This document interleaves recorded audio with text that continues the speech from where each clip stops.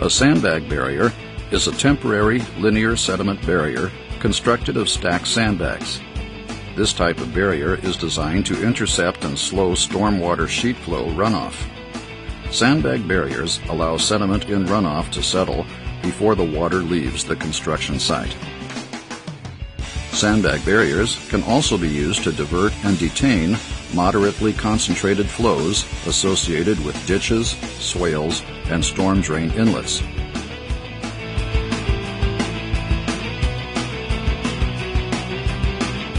Closely monitor the installation to ensure that the sandbag barrier is properly installed. When possible, place sandbags along a level contour with the end of each row turned upslope to prevent flow around the ends. To ensure maximum sediment control, use sandbags in conjunction with other erosion source controls.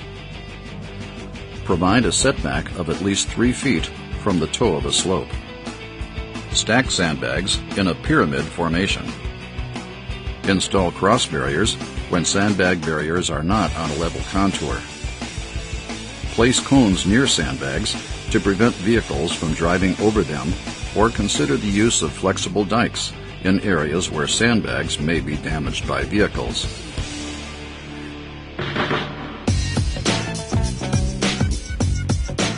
Inspect sandbag barriers weekly during the rainy season, at 24-hour intervals during extended storm events, or as required in the project special provisions.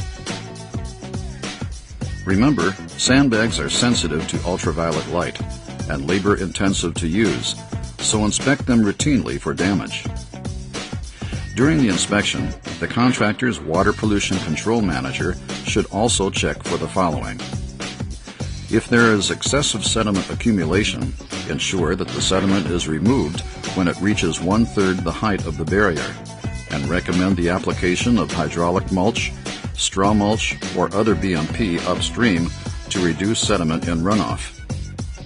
Determine if concentrated flows are causing erosion to occur behind barriers. If so, recommend the placement of cross-barrier check dams behind the barrier. Determine if the length of the slope draining to the sandbag barrier is too long. If so, ensure that the slope length is shortened by using fiber rolls or equivalent. The slope should be 200 feet or less.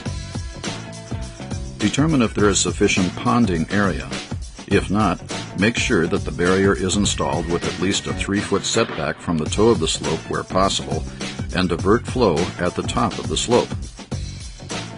Check for erosion around barrier ends. If this is taking place, turn the ends of the barriers into the upslope area. Determine if the sandbag barriers were installed along level enough contours. If not, reinstall them so that the change in elevation does not exceed 1/3 the height of the linear barrier along the reach, and install cross barriers. Check and see how steep the slope draining to the barrier is. If it is too steep, ensure that the slope length is shortened by using fiber rolls or equivalent, and increase the setback of silt fence from the toe of the slope. Check the outer covering of the sandbag material as well as the size and fill material to ensure that it is consistent with the project special provisions. Check if cross barriers are installed or if they are installed incorrectly. Ensure that the cross barriers are placed on the receiving side of the barrier at a maximum separation of 500 feet. Cross barriers should be a minimum of 1/2 and a maximum of 2/3 the barrier height.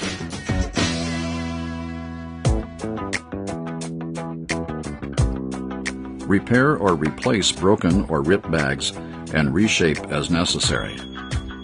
Remove accumulated sediment when it reaches 1/3 the barrier height. Repair washouts and rills as needed. When sandbags rupture or degrade, replace bags and clean up and remove spilled material. And, when no longer needed, remove the barrier and accumulated sediment, and then clean, regrade, and stabilize the area.